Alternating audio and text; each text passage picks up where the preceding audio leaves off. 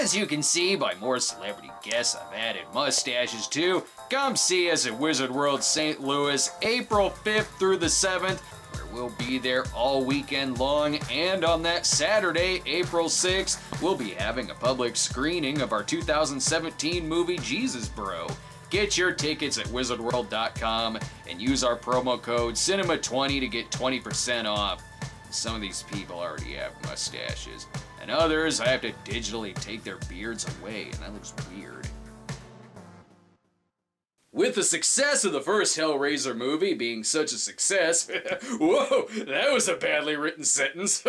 1 year later, in 1988, we got a sequel to the original Hellraiser film from 1987. Or as it says on YouTube, from 1984. I remember the first one vividly. It was the story of 80s fashion model Julia and her charitable work of feeding and clothing skinless squatters until taken down by her no-good husband, who was secretly the Scorpio killer of the 1970s, whose skills at the Rubik's Cube brought to life a collection of Nika action figures. That about sums it up.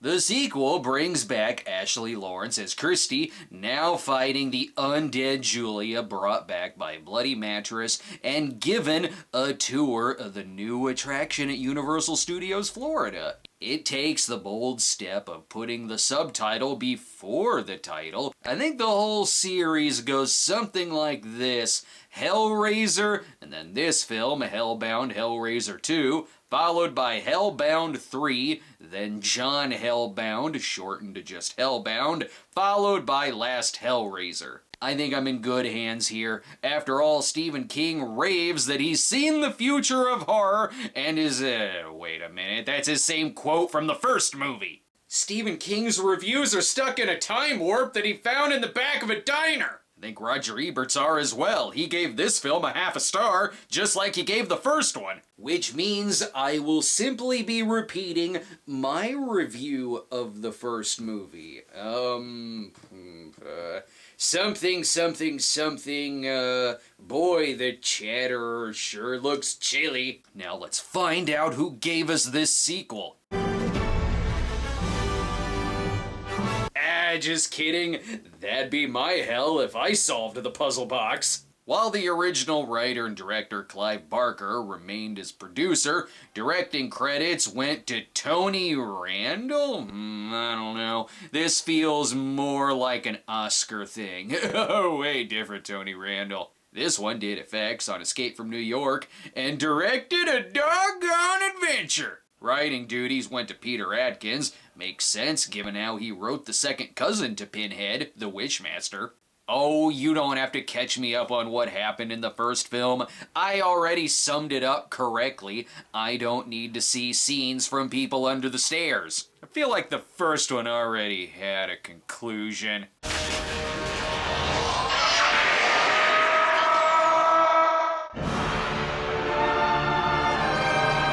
Well, this was a short sequel. But never mind, we see part of the origin of Pinhead, who is a British military officer named Elliot Spencer. I don't know if I can handle seeing Pinhead without makeup.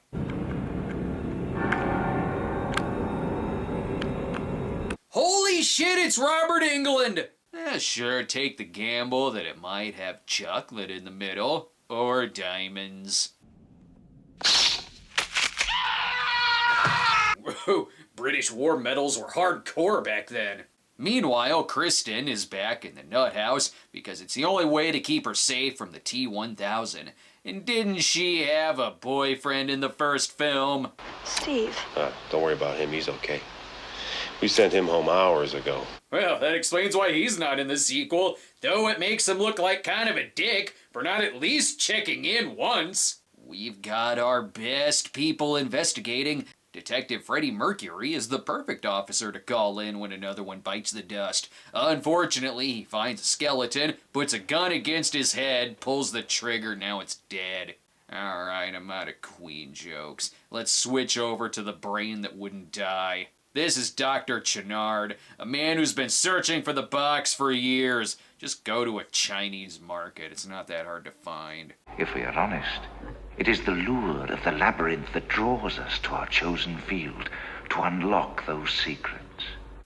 Did you get into the medical field to save lives or to host the Twilight Zone?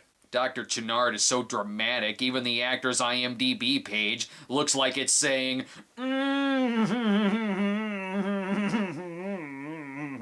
yes. Seriously, he reads every line like he's going for a Tony Award. Police brought her here hours ago, but she was lost beyond reach.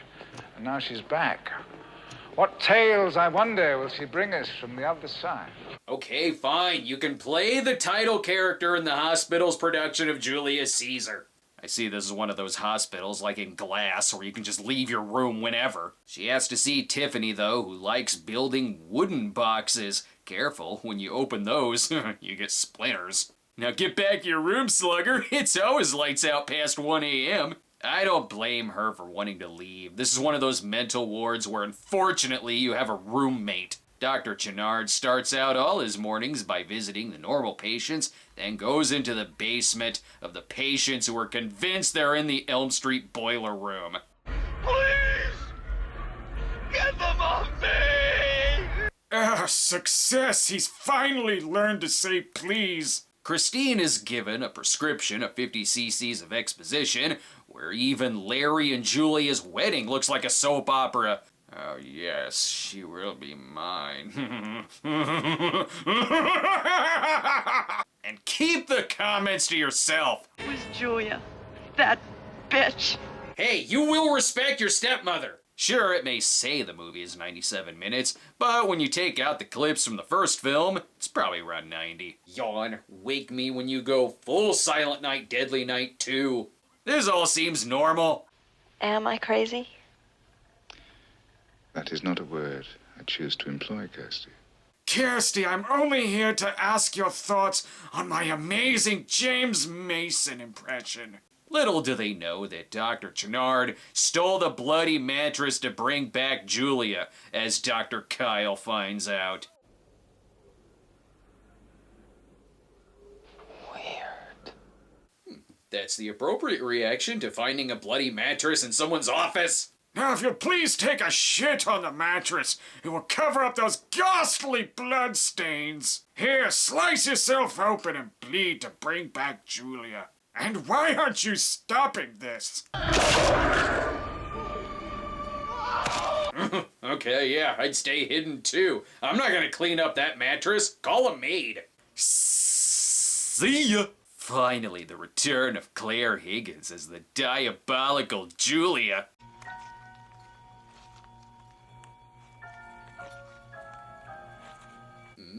Skinless and still sexy. I thought having an entirely white household was a bold choice, but boy did I make a mistake. Thanks, Julia. That means 7 years tribulation, and I gotta go watch Left Behind 2. And look, I said the same thing to Frank, and I'm saying it to you too. You're not ready for clothes yet. I laid the red suit out for a reason, but fine, the white will do. She even manages to stain the white wine. She's like a skinless version of a Robert Palmer video. I do her. There you go. Now your wounds won't get infected. You should have thought of this before you ruined the white suit. Julie is now kicking herself for not thinking of bandaging Frank like this. That would have saved a mess in the attic. She's fulfilling his fantasy of having sex with the Invisible Man. My God, Julia, it's like sticking my fingers in a bowl of red cabbage. Now all we need is skin. Perfect! I've already skinned my dick from masturbating 5 times. Help yourself! Alright, our hero is Crescenda. Now let's get you out of here. Shit! I'll get you close. I can do that. I'm a doctor.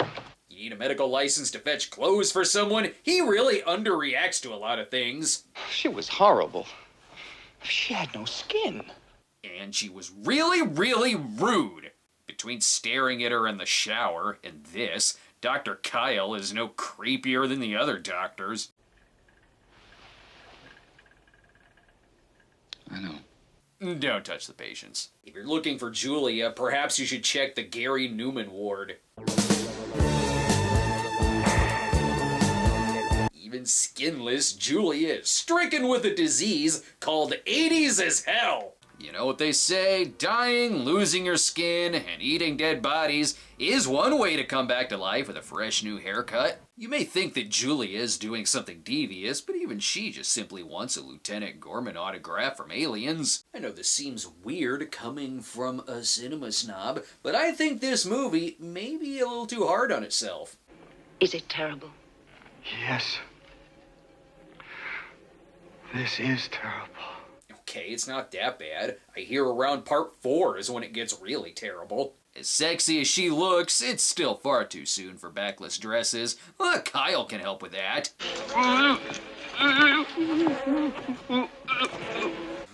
Weird. Julie is significantly more evil in this one, like graduating from Joan Collins to a Disney villain. No! Take your best shot, Snow White.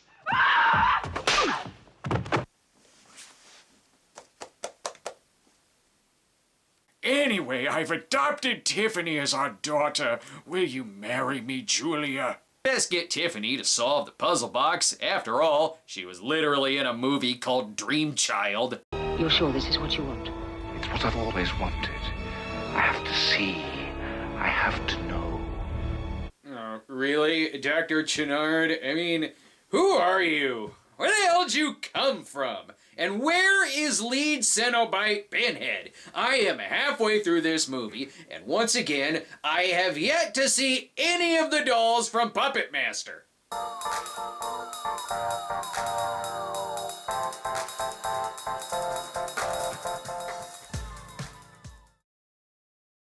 This will solve everything. Tiffany has the gift of completing the world's easiest puzzles. Just rub it a few times and wait for a storm. My God, Julia, we've done it. We've brought back to life the Lucio Fulci movie Manhattan Baby.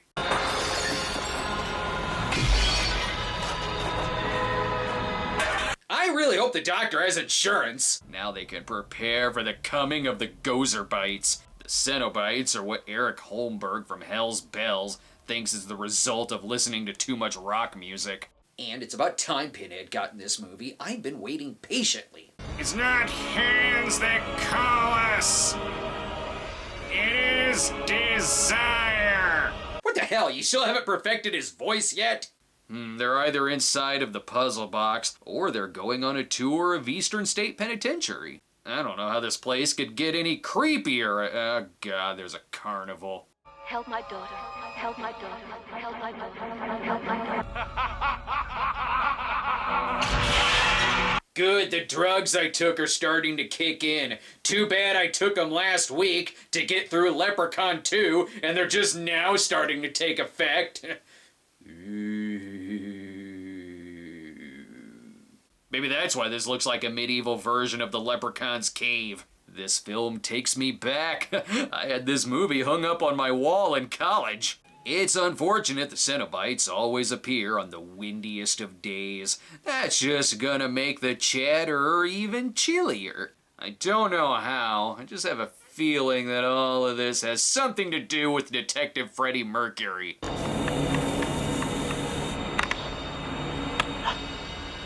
Well, you're gonna need that for the cock razor porno spoof. Oh, sure, they're all smiles now. Wait until they realize they forgot their handbook for the recently deceased. Dr. Chenard is coming down with something, too. It's a drug called the last act of Easy Rider. Come. I have such sights to show you. Just like when Pinhead said that in the first one, only far more of a turn-on in this film. This place is so huge, how is she gonna find Tiffany? Well, that was easy. Sure, I could be impressed with the scale to which this movie handles its small budget, but where the hell is Jarrett the Goblin King? What kind of cult is this? But this is what you wanted. This is what you wanted to see. This is what you wanted to know. Okay, fine, Julia has convinced me. I belong to a new religion now. But there is a price to making out with Julia. And you wanted to know. Worth it. Best hang back while Chrysler looks for her dad.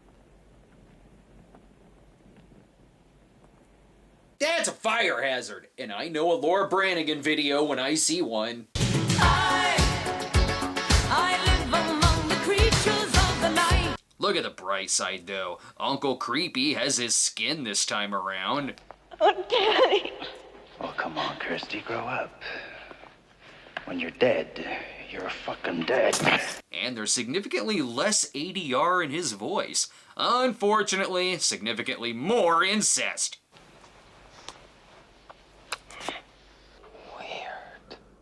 Oh, what are you doing? He just got that new skin. He's gonna ruin another suit and another attic. But his undershirt is still fine. I'm glad to see the series' power couple back together. Typical sexy gold digger takes his heart and the skin off his back. Meanwhile, Dr. Chenard's elevator has arrived. Or is that Uncle Fester caught in barbed wire? And to think, I hesitate. How are you less dramatic now than you were before? Anyway, this is how you masturbate now. You're truly in hell. Ooh, thank God Julia's still here. Well, neither me or my erection care anymore. See? Flat. They're gonna be stuck in here forever. Tiffany, we're getting out of here. Well, that was also easy. Unfortunately, the hospital is superimposed on the gates of hell, which is only bad for Dr. Jetson. Chin, stop this crazy thing! Despite getting a name this time around, rest assured Pinhead is still the lead Cenobite. And your suffering will be legendary, even in hell. She'll be fine. She's only in one other Hellraiser movie after this. But when you're this deep into a cult, a little reverse brainwashing will do the trick. I remember. That's nice, but really I just want an autographed headshot from you. Guess all it takes to turn them back into their former selves is a good old-fashioned paper cut. Chatterer was once a young boy who wasn't chilly at all. He was quite cozy. Then Pinhead's an idiot and opens the box again and we get several more sequels. Or that happens. Doesn't matter, he'll still be in the next one. There's still craziness going on with this puzzle, but will someone do something to take care of these patients? They're chasing each other around with hatchets. Where'd they get those? They must have had them hidden in the best Metallica album cover ever. And you thought we were done with the flashbacks. These puzzles are consuming her life. Help me, Doctor. Can you help my daughter? Can you help her? Any particular reason you're showing me scenes from Pieces other than that movie's villain also doing a James Mason? Is it just me, or is this new Dark Crystal series really graphic? Thankfully, Julia shows back up before I make my very obvious Doc Ock or Edward Snake Knife Hands jokes. In my puzzle box of references, I'm sure there's also a joke about Tron in there somewhere, maybe Never-Ending Story, I don't know. People keep dying before I get to my jokes. I'm really sad. I'm also sad that given that we're living in Tim Burton's head right now, I'm very surprised there isn't a Danny Elfman soundtrack. Hey, wait a minute, that's not Julie at all! You tricked my penis!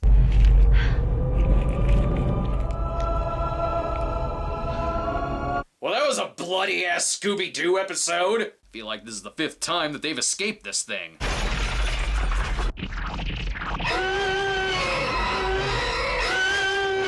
Whew, sounds like the light got its finger stuck. Now that everything is better, it's best to take this one day at a time. First a hedge maze, and then we'll return to the final scene from the Beyond. Also, I've adopted you now.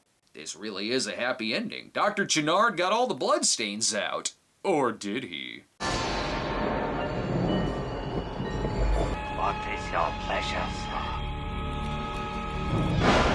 And then Christy became Kirsty and married Dean Winters and sent him to hell. But that's not for several movies later. Given how truly gorgeous the movie looks, it's a movie that looks like it should be projected onto a brick wall at a basement nightclub, in a way that gives this a really unique vision unlike any of the other Hellraiser movies. The film got fairly decent reviews, such as, "Move over, Freddy, Pinhead's the new horror icon." That's just meant to cause a divide in the great horror icon wars of the 80s. As for how well the film did, who cares? Obviously it did well enough. There was another sequel 4 years later. 4 years? What happened to just waiting 1 year? And given that this wait happened between 88 and 92, I blame H.W. Bush for the gap in the Hellraiser movies. Now, if you excuse me, I need to figure out how to open this puzzle box of crackers. It's gonna get really horrifying, because it's gonna be filled with fingers and dicks. Or just crackers. And not even that either. Look, it's empty. It's fucking empty and I'm starving.